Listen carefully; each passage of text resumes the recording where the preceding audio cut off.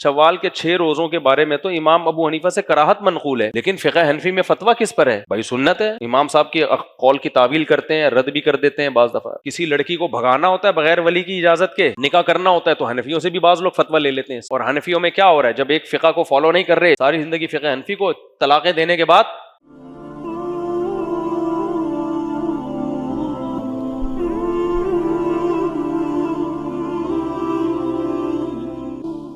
اور یہ جتنے لوگ بار بار میں بتاؤں ہمیں کہتے ہیں نا پیر پرست، خدا کی قسم ہم امام ابو حنیفہ کی ایسی تقلید نہیں کرتے جیسی یہ لوگ اپنے بابوں کی تقلید کر کے اپنے آپ کو بابا لیس کہتے ہیں۔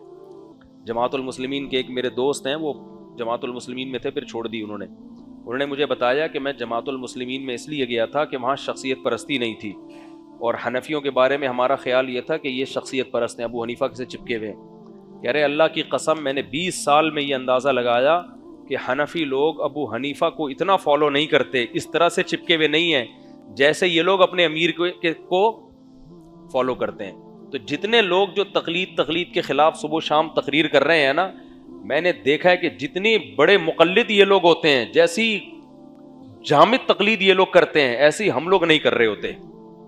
ہمارے ہاں تو بہت سے امام حنیفہ کے شوال کے 6 روزوں کے بارے میں تو امام ابو حنیفہ سے کراہت منقول ہے، لیکن فقہ حنفی میں فتویٰ کس پر ہے؟ بھائی سنت ہے۔ امام صاحب کے قول کی تعویل کرتے ہیں، رد بھی کر دیتے ہیں بعض دفعہ، اور اس کی میں کئی بار مثالیں دے چکا ہوں۔ تو یہ تقلید ان کی بہت زیادہ ہوتی ہے، یہ صرف کہنے کی باتیں ہوتی ہے کہ ہمارا بابا نہیں ہے۔ یہ لوگ جس کو بابا بناتے ہیں نا، اس سے ہلنے کو تیار نہیں ہوتے۔ آپ زمین آسمان کے قلابے ملا دو، تو وہ عدالتی خلا ایک اس کی ایک جاگتی مثال ہے۔ تو اس کے بعد بھی اب انشاءاللہ میں دوسری چیزوں پہ ریکارڈ کرواؤں گا۔ اچھا بھائی جلدی سے، ہر وقت وضو کی کیا فضیلت حدیث میں آئی ہے؟ قرآن کو بغیر وضو چھو نہیں سکتے لیکن پڑھ سکتے ہیں، اس کی کیا دلیل ہے؟ قرآن میں آیا تھا لا یمسہ الا المطہرون، اس کو چھو نہیں سکتے مگر پاک لوگ۔ تو چھونے کے بارے میں قرآن میں ہے، پڑھنے کے بارے میں نہیں ہے، اس لیے چھونے کے لیے تو وضو ضروری ہے، پڑھنے کے لیے وضو ضروری نہیں ہے۔ باقی یہ کہ ہر وقت وضو کی فضیلت اس وقت میرے ذہن میں حدیث نہیں ہے۔ جھوٹ اور دھوکہ بازی عام ہے پاکستان میں، اس پہ روزانہ کی بنیاد پہ بات کیوں نہیں ہوتی؟ میں تو کرتا رہتا ہوں، بہت زیادہ اس موضوع پر بولتا ہوں میں۔ یہ جو سورہ معارج کی آیتیں ہیں، اسی طرح سورہ بنی اسرائیل کے یہ اس رکوع پر کئی دفعہ ناپ تول میں کمی کرنا، معاہدوں کی خلاف ورزی کرنا، تو قرآن نے ان چیزوں کو تو بہت زیادہ ہائی لائٹ کیا ہے، اور علماء بھی کرتے ہیں، زیادہ کرنی چاہیے اس پہ، یہ بات صحیح ہے۔ قادیانی ڈاکٹر سے علاج نہ کرائیں نا، غیر قادیانی کے ختم ہو گئے دنیا میں۔ کیوں ایک نہیں، کافر سے علاج کرانا الگ بات ہے، قادیانی کا معاملہ عام کافروں جیسا نہیں ہے بھائی، انہوں نے بہت بڑا جرم کیا ہے، ایک غیر جھوٹے کذاب کو ہمارے پیغمبر کی طرف منسوب کر دیا نا۔ میں بار بار کہتا ہوں قادیانی اپنے آپ کو غیر مسلم کہہ دے تو ہم اس کو، جیسے ہم ہندوؤں کو گلے لگاتے ہیں ان کو بھی لگا لیں گے۔ یہ ایک مثال ہے نا، محلے میں ایک چرسی ہے، ہیروئنچی ہے، آپ کے پاس آتا ہے، آپ اس کو بھی عزت دو گے بھائی، شراب پیتا ہے تو پیتا ہوگا یار، انسانیت کے ناطے اس کا عزت بھی کرتے ہوگے، لیکن آپ ہو خاندانی، بڑے شہزادوں والی زندگی ہے، بڑی تہذیب اور نماز روزے کے پابند، آپ اس چرسی نے اپنے آپ کو آپ کی طرف منسوب کرنا شروع کر دیا کہ میں وسیم کا بیٹا ہوں، غفار بھائی کا بیٹا ہوں میں۔ اب آپ بولو گے بھائی یہ نہیں ہوگا، تو آپ کے بیٹے بھی کہیں گے تو اپنے آپ کو ہمارے ابا کی طرف منسوب نہیں کر۔ یہ پھر ہماری بھی انسلٹ ہے کہ لوگ کہیں گے تمہارا بھائی کیا ہے؟ چرسی۔ ہمارے ابا کی بھی انسلٹ ہے کہ ہمارے یہاں چرسی بھی پیدا ہوتے ہیں۔ بھائی آپ آتے تھے، بیٹھتے تھے، ہم چائے پلائیں گے، سب لوگ آتے ہیں، آپ بھی آیا کریں۔ تو بھائی ہندو بھی ہیں، عیسائی بھی ہیں دنیا میں، ٹھیک ہے، اپنے آپ کو غیر مسلم کہتے ہیں، اپنے آپ کو محمد صلی اللہ علیہ وسلم کے کھاتے میں نہیں ڈالتے، لیکن بڑا مسئلہ قادیانیوں کے ساتھ یہ ہے کہ ایک جھوٹا کذاب دجال، انگریز کا ایجنٹ، انگریز کی پیداوار، جس کی کتابوں سے ثابت ہوتا ہے کہ نبی تو دور کی بات، وہ شریف انسان بھی نہیں تھا، اس کو تم نے کس کے کھاتے میں ڈال دیا؟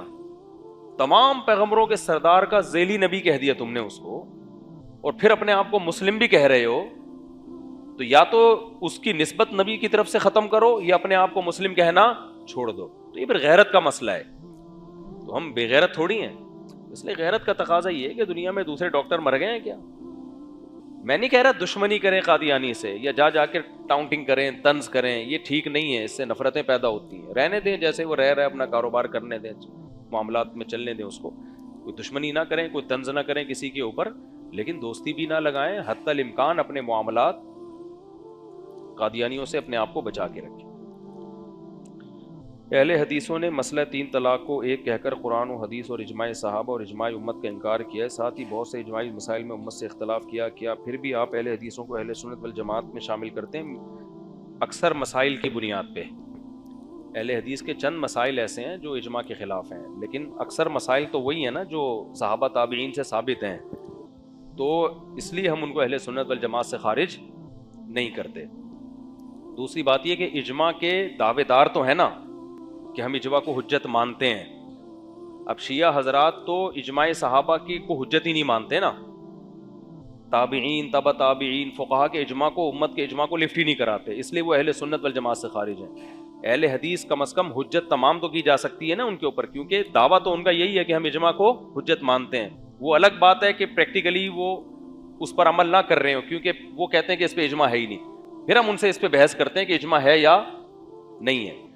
تو چند مسائل کی بیس پہ کسی کو اہل سنت والجماعت سے خارج نہیں کیا جا سکتا، کیونکہ میجورٹی تو وہی زور سے آمین وہ امام شافعی بھی قائل ہیں، رفع الیدین کے امام بخاری قائل ہیں، اور امام شافعی و امام احمد بھی قائل ہیں. تو سارے صحابہ تابعین سے اختلافی مسائل اسی طرح ملتے ہیں ہمیں، تو اس بیس پہ نہیں کہا جا سکتا. ہاں یہ ہم ضرور کہتے ہیں کہ یہ جو منہج آپ نے اختیار کیا ہے نا کہ عوام کو بے لگام کر دینا، ہر آدمی کسی اصول اور ضابطے کے پابند نہ ہو، بس ڈائریکٹ قرآن و حدیث، اس سے فرقواریت کم ہونے کے بجائے بڑھے گی. تو اس لیے میں کہتا ہوں کہ جتنے فرقے اہل حدیثوں میں ہیں نا اتنے کسی میں نہیں ہیں. وہ اہل حدیث لوگ اس سے غصہ بہت کرتے ہیں. چھیڑنا مقصد نہیں ہے بھائی، ہم تو چاہتے ہیں کہ لڑائی ختم ہو، لیکن ایک گراؤنڈ ریئلٹی ہے، کیونکہ وہ بار بار یہ کہتے ہیں اس سے امت جڑے گی. ہم کہتے ہیں جڑے گی نہیں، جڑی ہوئی پہلے تھی جب چاروں مذاہب پہ چل رہی تھی، چاروں فقہ پہ چل رہی تھی، جن کو فقی مذاہب کہا جاتا ہے. تو اس وقت زیادہ جڑی ہوئی تھی، تمیز سے ایک فقہ کو فالو کرتے تھے اور دوسرے کو برا نہیں سمجھتے تھے. مسائل تو چاروں کے صحابہ تابعین سے ثابت ہیں. تو جب ہٹے ہیں تو پھر ہٹتے ہی چلے جا رہے ہیں. پھر تو اتنے فرقے اہل حدیثوں میں، نمازوں میں اتنا اختلاف ہے کہ کتنے کلومیٹر پہ سفر کی نماز شروع ہوتی ہے. کچھ تو ہم نے دیکھا ہے پشاور میں، میرا گارڈ بتاتا ہے، اس کے رشتہ دار بہت سارے اہل حدیث ہیں، کہتے ہیں بازار میں ایک جگہ سے دوسری جگہ جانا ہوگا، قصر پڑھ رہے ہوتے ہیں اور جمع بین الصلاتین کر رہے ہوتے ہیں. یعنی ایک شہر کے اندر ہی سفر میں قصر پڑھ رہے ہیں اور جمع بین الصلاتین کر رہے ہیں. انجینئر علی مرزا نے بتایا نا کہ اہل حدیث کے بارے میں کہ بیگم کو شاپنگ کے لیے لے جانا تھا، ظہر کے وقت میں ہی اثر پڑھ لی. اب بہت سے اہل حدیث انکار کریں گے ہم اس کو نہیں مانتے. بھائی آپ بے شک نہیں مانتے، وہ بیس کس کو بنا رہا ہے؟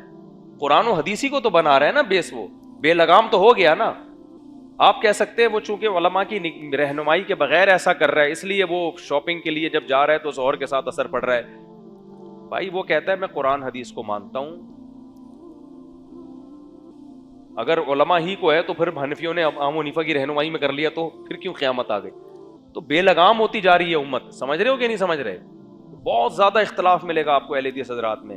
میں پھر بھی ان کی نیتوں پہ شک نہیں کرتا، ان کی نیت اچھی ہوگی، لیکن بھائی یہ ٹریک جس پہ آپ چلا رہے ہیں اس کا انجام بہت بھیانک ہے.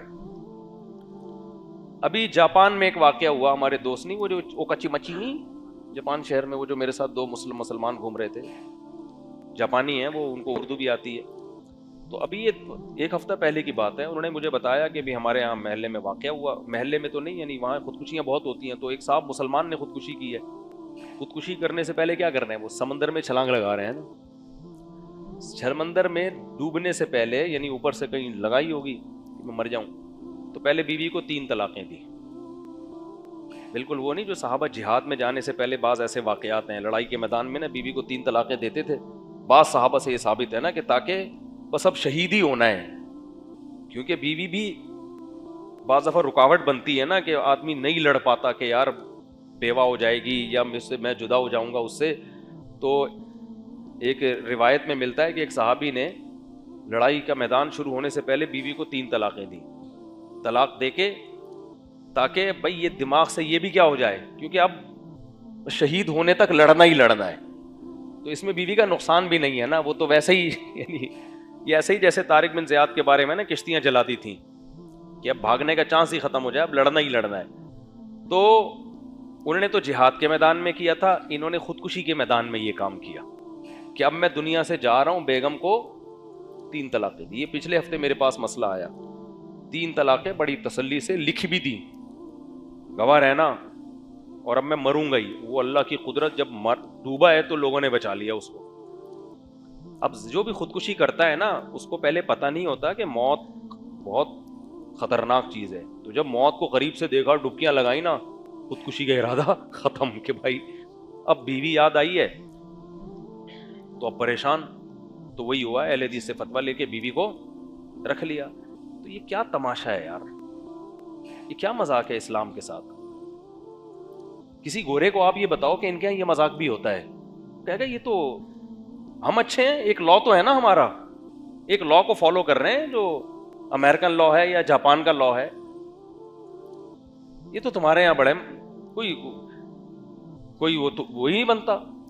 اچھا, پھر 3 طلاقیں جب اس نے دی تھی, بیوی حالت حیض میں تھی, تو اب یہ بھی بحث ہوئی کہ ایک بھی ہوئی ہے کہ نہیں ہوئی ہے. بعض اہل حدیث کہتے ہیں ایک بھی نہیں ہوتی, میجورٹی اہل حدیث میں کہتی ہے کہ حیض میں دو گے تو 3 ہوتی ہیں, حیض میں دو گے تو ہو جاتی ہے طلاق, کیونکہ بخاری مسلم کی حدیث ہے اس میں کہ حیض میں طلاق واقع ہو جاتی ہے. لیکن بعض اہل حدیث کہتے ہیں کہ حالت حیض میں طلاق واقع نہیں ہوتی. وہ کیوں کہتے ہیں یہ بھی دیکھ لو, بہت گھماتے ہیں اس میں مسئلے کو. وہ گھماتے اس لیے ہیں کہ اگر وہ یہ مان لینا کہ حالت حیض میں طلاق ہوتی ہے, کیونکہ اس میں تو بخاری مسلم کی واضح حدیث ہے, تو پھر 3 طلاقوں کو بھی 3 ماننا پڑے گا, کیونکہ وہ یہ کہتے ہیں کہ 3 طلاقیں دینا ناجائز ہے اور ناجائز کام واقع نہیں ہوتا. آپ شریعت کے طریقے کے مطابق دو گے تو طلاق واقع ہوگی. 3 طلاقوں میں ایک شریعت کے مطابق تھی, 3 کیا تھیں شریعت کے خلاف, لہذا وہ واقع نہیں ہوں گی. اب اس مصیبت میں جب وہ پھنستے ہیں تو ہم کہتے ہیں حالت حیض میں بھی تو حرام ہے, تو واقع کیوں ہو جاتی ہے؟ تو اب وہ وہاں آ کے پھنس جاتے ہیں کہ یار وہ تو واقع ہو رہی ہے. تو اس لیے بعضوں نے کیا کیا کہ عبداللہ بن عمر کی ایک روایت نکال لی ہے. عبداللہ بن عمر سے حالت حیض میں طلاق دینا ثابت ہے, تو ان سے پوچھا جاتا تھا کہ واقع ہوئی تھی, انہوں نے فرمایا فما, تو اور کیا ہوتا واقع نہ ہوتی تو, ایک تو میں ناجائز کام کیا, وہ واقع بھی نہیں ہوگی. تو وہ تو اس پہ تعجب کا اظہار کرتے تھے کہ ایک تو میں ناجائز کام کر رہا ہوں, تو کیا مجھے شریعت فیور دے گی کہ واقع نہیں ہو رہی, بلکہ شریعت تو میرے اگینسٹ ہوگی, بولے گی واقع ہو رہی ہے, الٹے طریقے سے دے رہے ہو تو بطریقہ اولا واقع ہو رہی ہے تاکہ تمہارا نقصان ہو,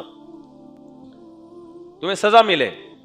تو اس لیے بخاری مسلم کی حدیث ہے, وہ کہتے تھے فما, تو اور کیا کرتا اگر کاؤنٹ نہیں کرتا تو. لوگ پوچھتے تھے کیا اس طلاق کو کاؤنٹ کیا گیا, تو انہوں نے فرمایا فما, اور کیا کرتا کاؤنٹ نہیں کرتا تو. اب یہ حدیث بالکل خلاف جا رہی ہے, تو اس کا اہل حدیثوں نے کیا کیا کہ ایک روایت عبداللہ بن عمر سے یہ بھی ملتی ہے کہ کاؤنٹ نہیں کیا گیا. تو شیخ بن باز رحمہ اللہ وغیرہ نے پھر تعویل کی, دیکھو عبداللہ بن عمر نے لگتا ہے رجوع کر لیا تھا, شروع میں وہ سمجھتے تھے کہ کاؤنٹ کیا گیا.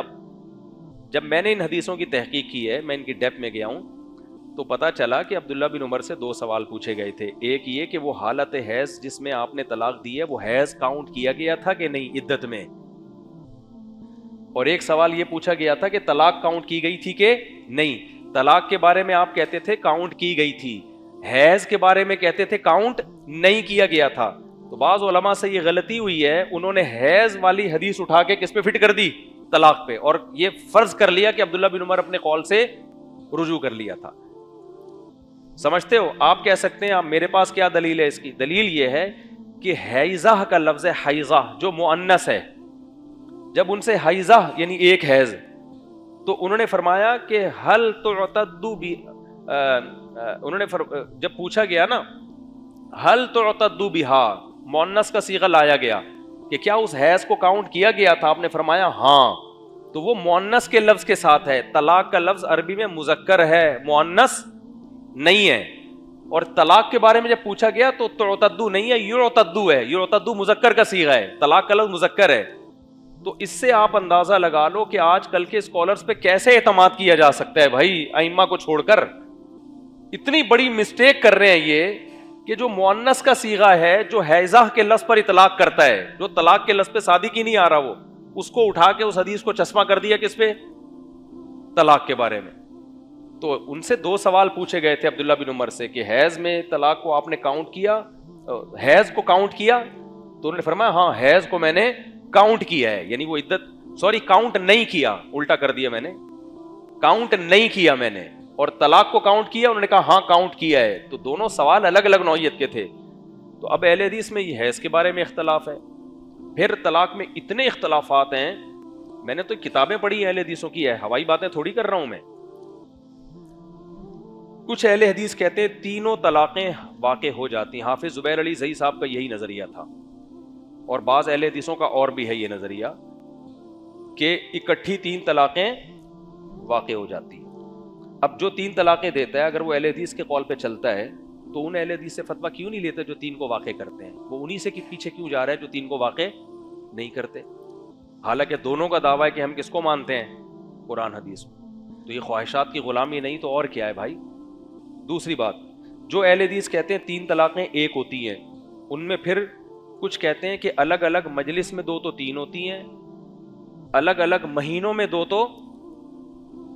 तो भी 3 होती हैं। समझते हैं कि नहीं समझते? यानी उनका दावा ये जो हमने सुना है अहले हदीसों से कि एक मजलिस की 3 तलाक़ें कितनी होती हैं? एक। इससे लग रहा है कि वो ये कहना चाह रहे हैं कि 3 मजलिसों की कितनी होंगी? 3। लेकिन इनमें जो मेजॉरिटी है ना वो ये कहती है कि एक मजलिस क्या, एक महीने में, एक तोहर में आप 100 तलाक़ें भी दे दें, एक आज दी है, एक हफ्ते के बाद दोगे, एक फिर अगले हफ्ते दोगे, तो भी एक ही होगी वो। इनका मशहूर कौल ये है। तो एक मजलिस का मसला नहीं है, कहते हैं एक महीने में जितनी भी दे दोगे वो कितनी होंगी? एक होगी।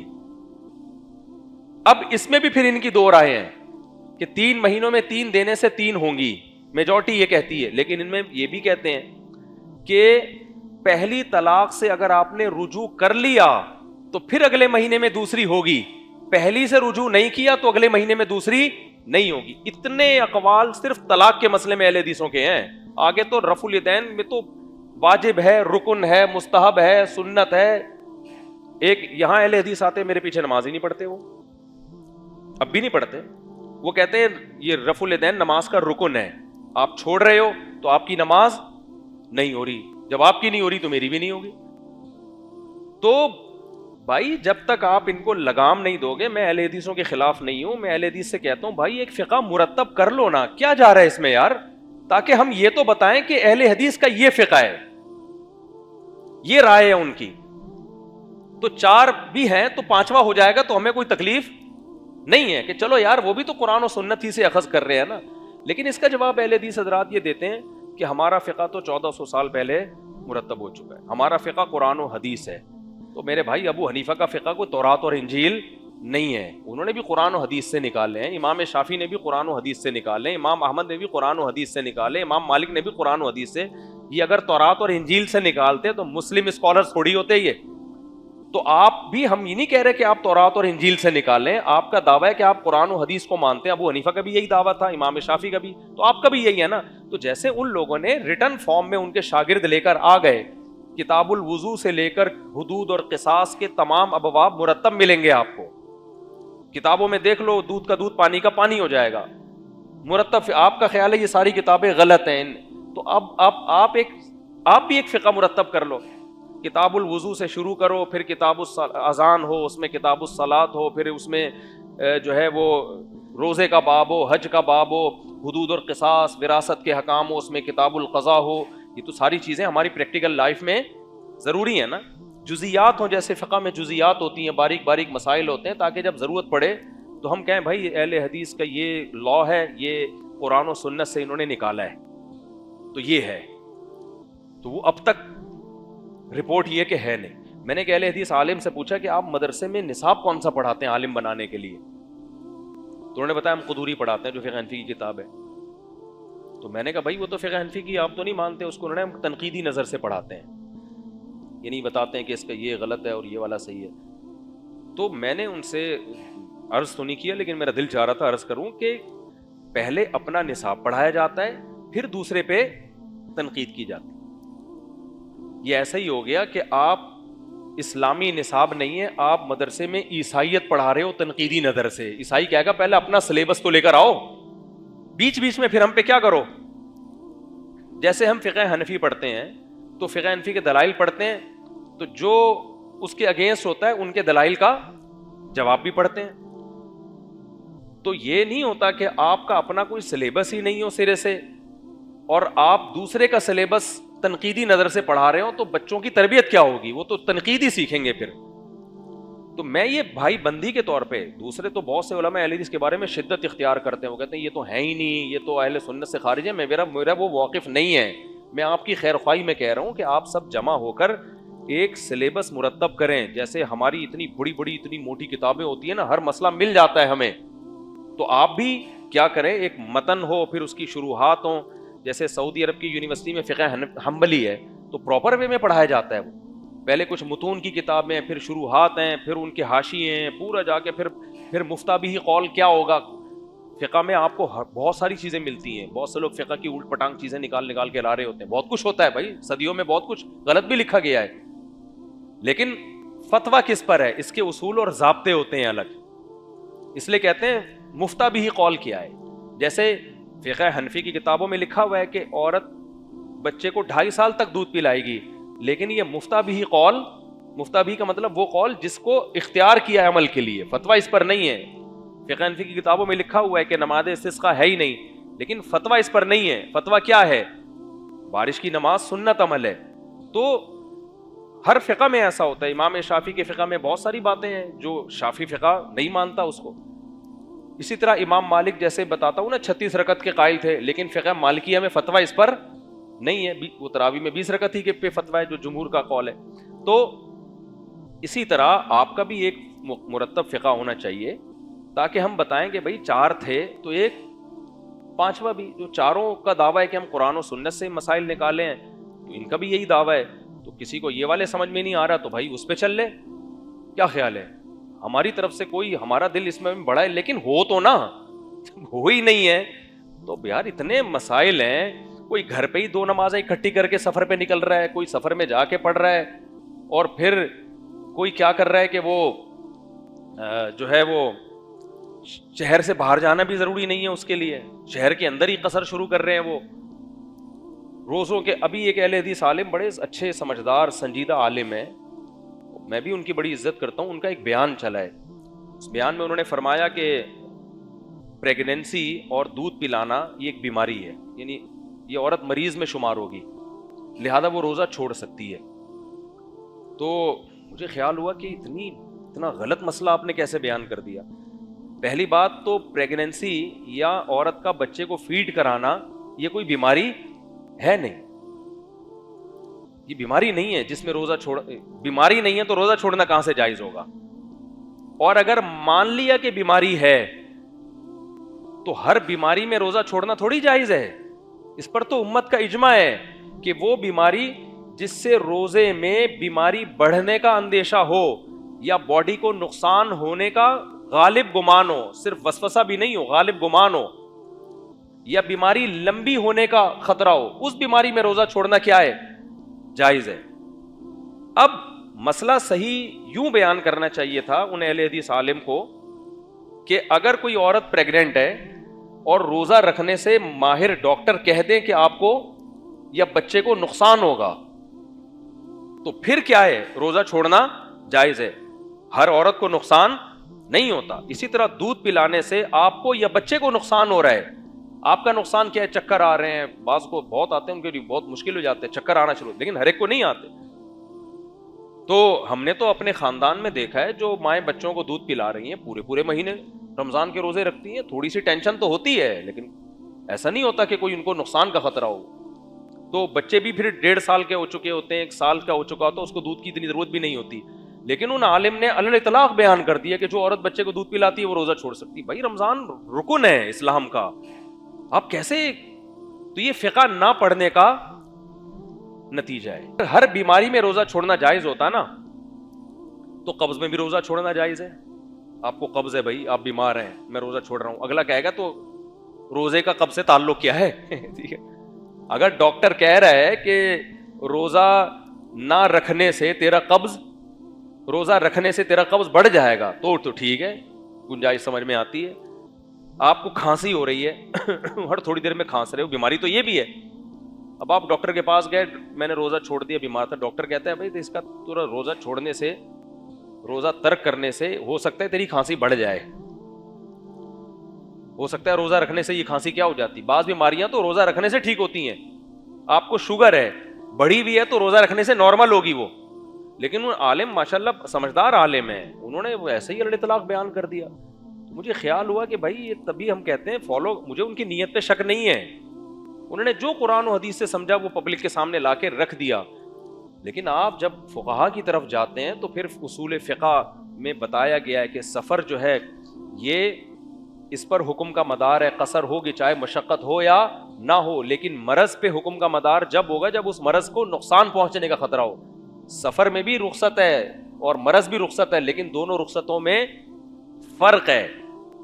تو اب رمضان کے روزے میں کتنا بڑا انہوں نے وہ بیچاروں نے غلطی سے ایک مسئلہ بیان کر دیا.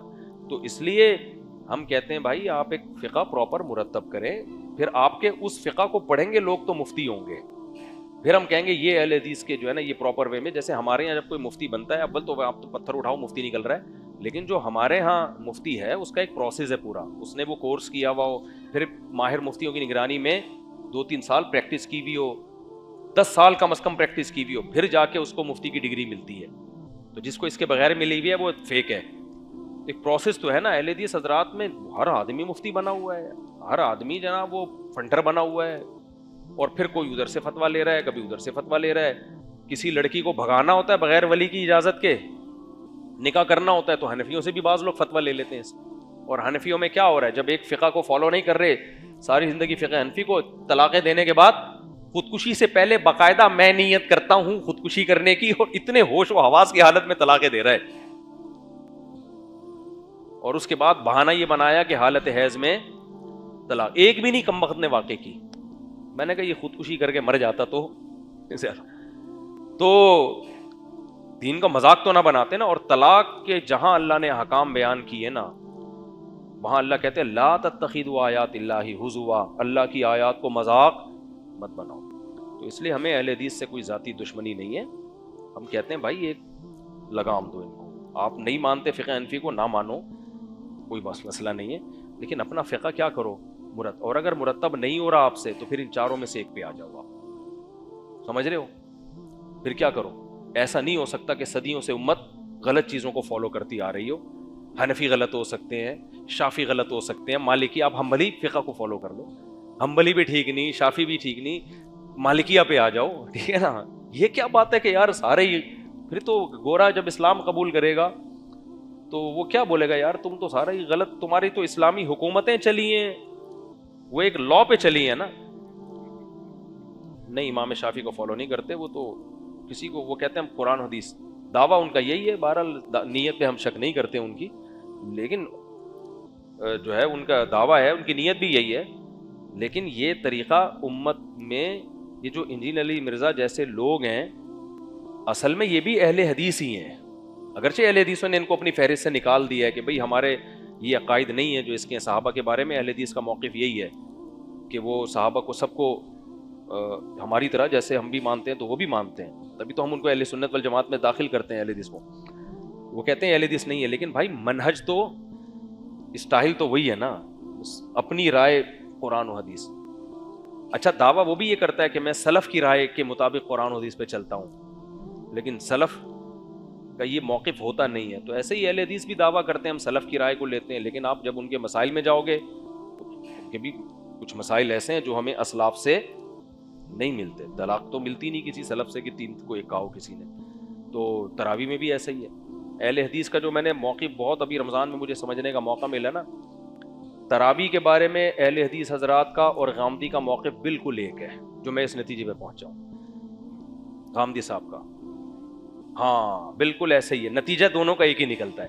غامدی صاحب کہتے ہیں تراویح سرے سے کوئی نماز ہی نہیں ہے. تہجد کے غامدی صاحب بھی قائل ہیں. اہل حدیث کا جتنا میں نے اسٹڈی کی, ان کے کلپ سنے, ان کے مقالے پڑھے, حافظ زبیر علی زئی صاحب کی بھی پوری کتاب پڑھی میں نے اس کے بعد, جو اہل حدیث میں بہت مشہور ہے تراویح کے بارے میں, اینڈ اس کا بھی یہی ہے کہ تراویح سرے سے کوئی نماز ہے ہی نہیں. اہل حدیث بھی یہی کہتے ہیں. فرق صرف یہ, وہ بھی کہتے ہیں بھئی وہ بھی تہجد ہے, یہ بھی کیا ہے. غامدی بھی تو یہی کہتے ہیں نا, غامدی صاحب بھی کہتے ہیں تہجد, تو غامدی صاحب ان کی تھوڑی ہے, تہجد کا تو قرآن میں اللہ نے تذکرہ کیا ہے. تو غامدی صاحب بھی یہ کہتے ہیں بھئی وہ بھی رمضان غیر رمضان میں تہجد ہے, یہ بھی کیا ہے جی. وہ عملی طور پر کیا ہو رہا ہے میں اس کی بات نہیں کر رہا. اہل حدیث حضرات کا جو دعویٰ ہے نا اس کا اینڈ یہی ہے, اس کا ریزلٹ یہی ہے, اس کا حاصل یہی ہے کہ تراویح سرے سے کوئی نماز ہے ہی نہیں, تہجد ہی ہے. تو یہی تو غامدی بھی کہہ رہے ہیں, ٹھیک ہے نا. فرق کیا ہوا آپ کے اور اس کے دعوے میں؟ عملی طور پر وہ کیا کر رہے ہیں کہ جماعت کے ساتھ عشاء کی نماز کے بعد تراویح پڑھ رہے ہیں, لیکن وہ اپنے موقف کے خلاف چل رہے ہیں. کیونکہ جب آپ اس کو تہجد مان رہے ہیں تو یہ آخری وقت میں افضل ہے. یہ کس وقت میں افضل ہے؟ تو آپ اول وقت میں کیوں پڑھ رہے ہیں؟ اور یہ مانتے ہیں کہ آخری وقت میں پڑھنا اس وقت میں پڑھنے سے افضل ہے. تو آپ تو خود اپنے مذہب کے خلاف چل رہے ہیں اس مسئلے میں. آپ کہہ سکتے ہیں جماعت سے پڑھنے کے لیے لوگوں کی آسانی کے لیے. تو بھائی آپ کی جو اصل رائے ہے نا, جو میں نے اہل حدیثوں کا دیکھا ہے, ان کی نظر میں جماعت سے پڑھنا بھی فضیلت نہیں ہے اس میں. کیونکہ جو بخاری کی حدیث سے استدلال کرتے ہیں وہ تو انفرادی نبی نے پڑھی ہے, رات کے آخری حصے میں پڑھی ہے. تو اس میں غامدی اور اہل حدیث کے موقف میں کوئی فرق نہیں ہے. عملی طور پر تو ملتا ہے, لیکن جو دعویٰ ہے نا اس کے حساب سے کوئی فرق نہیں ہے. تو یہ اسلاف کے خلاف ہے. اسلاف میں ایسا نہیں تھا, اسلاف میں ایسا نہیں تھا. اسلاف تو باقاعدہ رمضان آتے ہی پورے اہتمام سے کئی بہت رکعتیں پڑھا کرتے تھے, جس کو انہوں نے تراویح کا نام دیا. کیونکہ تراویح کا لفظ جو بیٹھتا ہی نہیں ہے فٹ 8 رکعتوں پہ, 8 رکعتوں تراویحتین کہا جائے گا, تراویح تھوڑی, اس کو نام الگ دے دیا اسلاف نے, یہ ہائی لائٹ کرنے کے لیے. بھائی اس کہیں قیام رمضان کا نام دیا, کہیں تراویح کا نام دیا. تہجد تو پورے سال ہے بھائی. تو بہت ساری چیزیں ہیں, میں ان کی بار بار کہہ رہا ہوں, نیتوں پہ شک کرنا مقصد نہیں ہے. لیکن اگر آپ چھوڑ دیں گے نا مذاہب اربعہ کو تو بھائی پھر یہ بے لگام ہوتی چلی جائے گی امت. ابھی دیکھو وہ جاپان میں طلاق دے کے حالت حیض کا فتویٰ لا کے ایک بھی نہیں ہوئی, رکھا ہوا ہے اس نے. کوئی اختلاف نہیں ہے, پنجپیری ہماری طرح کے مسلمان ہیں, کچھ بھی نہیں ہے. شدت پسند دونوں جگہ ہیں, یہاں بھی وہاں بھی. تو شدت پسندوں کو مت سنو, نارملی سب ٹھیک ہے. کچھ مسئلے مولویوں کے لیے چھوڑو لڑنے کے لیے. میں بار بار کہتا ہوں کچھ مسئلے, یہ ماتریدیہ, اشاعرہ, یہ عقائد کیا ہیں, تو یہ عوام میں پڑھنے کے ہیں. ہم سیدھا سیدھا قرآن اور سنت میں جو صحابہ سے ملتا ہے بس وہی ٹھیک ہے. باقی کسی کو برا بھی نہیں کہو. اب کوئی کہ آپ اشاعری ہو, ماتریدی ہو, بولے پتہ نہیں یار مجھے نہیں پتا. بھائی میں تو سیدھا سیدھا یہ جانتا ہوں, عقائد کا باب قرآن و سنت میں بہت واضح ہے. اس میں ہمیں دیکھو فقہ میں فالو کرنا مجبوری ہے, کیونکہ باریک مسائل کی طرف جاتے ہیں تو اختلاف ہوتا ہے, دلائل دونوں طرف ہوتے ہیں. اس میں عمل کے لیے ایک کو اختیار کرنا ضروری ہے, اس کے بغیر عمل ہوگا نہیں, ورنہ کلابازیاں کھائے گا. صحیح اس میں دوسرے کو بھی سمجھے, عملی طور پر ایک کا التزام کرے, اسی میں عافیت ہے, ورنہ خواہشات کا غلام بنے گا. لیکن عقیدے میں اس کی ضرورت ہی نہیں ہے کہ آپ حنفی ہیں, شافی ہیں, کیا عقیدہ تو قرآن و اجماعی مسائل میں بھی ضرورت نہیں ہے. تقلید کی جاتی ہے اختلافی مسائل میں جن میں دلائل دونوں طرف ہیں, تو پھر آپ عمل کے لیے ایک کو سلیکٹ کر لیتے ہیں. عقائد تو قرآن و سنت نے اتنے واضح بیان کی ہیں کہ اس میں آپ کو کیا ضرورت ہے اشعری بننے کی, ماتریدی بننے کی. وہ علماء کے پڑھنے کے لیے رکھو, ہم سیدھا سیدھا جو قرآن و سنت میں لکھا ہے اس کے قائل ہیں. زیادہ ڈیپ میں جاؤ ہی نہیں اس کے, اور جانے کی ہمیں ضرورت بھی نہیں ہے. تو جب جاؤ گے تو اختلاف پیدا ہوگا, تو جاؤ ہی نہیں. کیا خیال ہے؟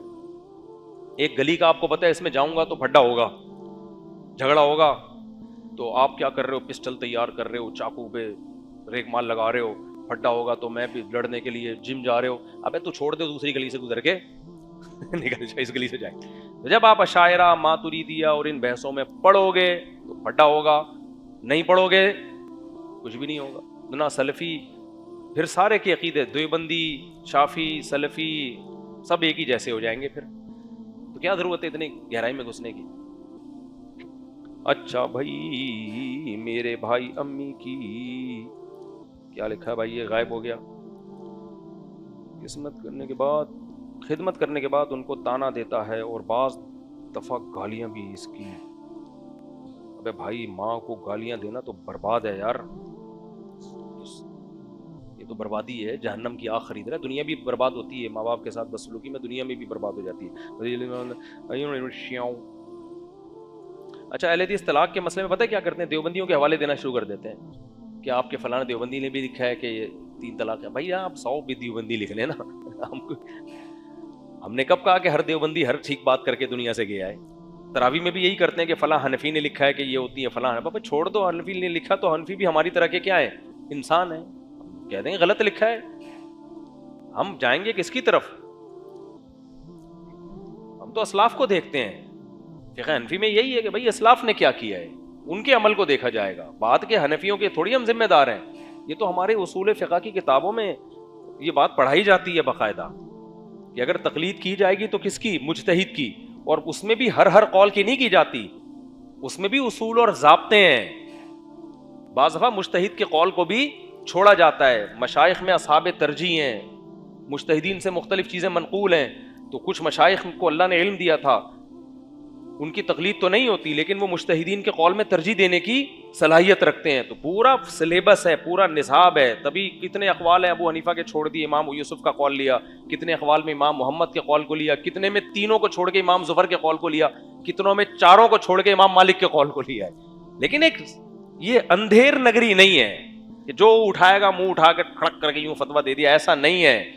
آپ نے دیکھا میں نے کوئی فتویٰ ایسا دیا آج تک کہ دنیا بھر کے علماء نے میرے خلاف کوئی فتویٰ دیا ہو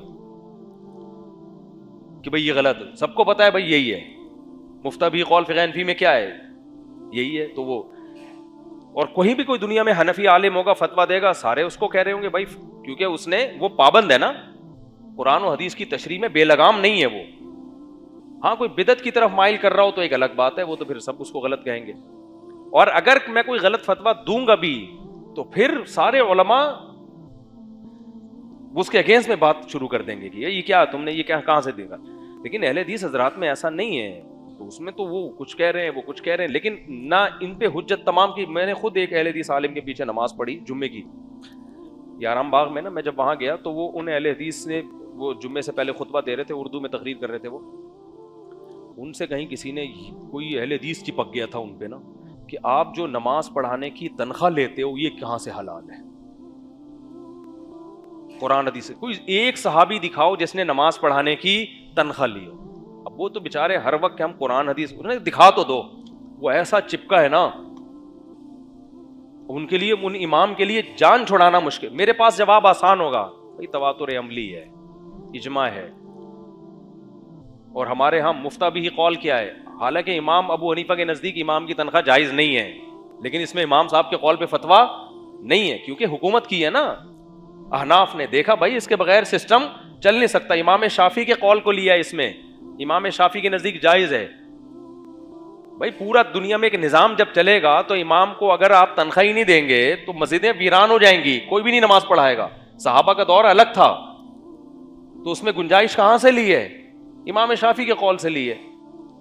اب وہ اہل حدیث کو چپک گیا کہ آپ یہ تنخواہ, وہ اتنا پورا 1 گھنٹہ بیچاروں نے بیان ہی اسی پہ کیا ہے, اور وہ حدیث لے کر آئے, وہ حدیث سے بھی بات بنی نہیں اس میں. انہوں نے کہا کہ وہ ایک صحابی تھے, بچے تھے, وہ جب نماز پڑھاتے تھے تو ان کے وہ سطر کھل جاتا تھا نا, چادر نہیں تھی بیچاروں کے پاس پوری, تو پھر کچھ لوگوں نے چندہ کر کے ان کو یا کچھ نے ہدیہ گفٹ کیا کہ بھئی وہ اظہار باندھ لیا کریں آپ. خواتین بھی نماز پڑھتی تھی, بڑی زبردست حدیث ہے وہ. انہوں نے کہا کہ کوئی ہے جو ہم سے ہمارے امام کا سطر چھپا لے. حالانکہ وہ تو نابالغ تھے, شرعاً نابالغ کی امامت بھی جائز نہیں ہے, بالغوں کو نماز نہیں پڑھا سکتا, کیونکہ یہ ابتدائی اسلام کا واقعہ ہے. ابتدائی اسلام میں بہت سی چیزوں کو برداشت کیا گیا تھا کہ چلو فی الحال چلنے دو ان کو, کسی طرح نماز پہ آ جائیں, تو ورنہ نابالغ کی امامت جائز نہیں ہے. اور ویسے بھی سطر جب کھلتا تھا تو نماز تو ویسے ہی ٹوٹ گئی نا, لیکن ابتدائی اسلام میں بہت سی چیزوں میں تسامح کیا گیا ہے. تو اب وہاں بھی یہی مسئلہ ہے. انہوں نے کہا کہ اس سے پتہ چلتا ہے کہ امام کی ضرورتیں پوری کرنا کس کے ذمہ ہے, تو وہ یہ حدیث دے رہا. حالانکہ یہ حدیث آپ کے اگینسٹ جا رہی ہے. بھائی کسی امام کے پاس پاجامہ بھی اگر نہیں ہے تو اس کو تو عوام چندہ کر کے دے سکتی ہے, لیکن 1 لاکھ تنخواہ, ائمہ حرمین کی کم تنخواہ ہوگی؟ آپ کا کیا خیال ہے؟ ہو سکتا ہے وہ نہ لے رہے ہوں, لیکن بحریہ ٹاؤن کے امام کی تنخواہ دیکھ لو, اور بڑی بڑی, یہ تو ہم لوگ ہی غریب غربا چل رہے ہیں انڈا موڑ پہ, ورنہ اماموں کی تنخواہیں دیکھ لو آپ. تو کیا سب حرام ہے؟ کوئی جواب نہیں ہے کسی کے پاس. تو فقہ کو آپ کو فالو, وہ سارے ان پروسیس سے گزر کے ایک مرتب چیز ہے, اس میں پتہ ہے کہ کیا چیز مارکیٹ میں چل سکتی ہے کیا. تبھی ہر تھوڑے دن میں کوئی پیدا ہوتا ہے. امام مولانا امین صفدر روکاڑی صاحب بڑی پیاری بات کرتے تھے کہ ایک جماعت المسلمین کا بندہ نا بار بار کہ یہ امام جو تنخواہ لیتا ہے نا, یہ اللہ کی آیات کو پیسوں کے بدلے میں بیچتا ہے. قرآن بھی پڑھتا ہے نا وہ نماز, اللہ کی آیات کو پیسوں کے بدلے میں بیچتا ہے. قرآن میں حرام ہے نا یہودیوں کے بارے میں کہ اللہ کی آیات کو چند ٹکوں کے بدلے میں بیچتے تھے, حالانکہ اس کا مطلب ہے وہ تحریف کرتے تھے. لیکن چونکہ لفظ تو ظاہری الفاظ تو یہی ہیں کہ اللہ کی آیات کو پیسوں کے بدلے میں بیچتے تھے. تو انہوں نے کہا ایک دن اسی طرح کوئی میرے ساتھ کہہ رہا تھا, تو میں نے کہا تو نے جس قرآن میں پڑھا ہے وہ تو نے خریدا کہاں سے ہے؟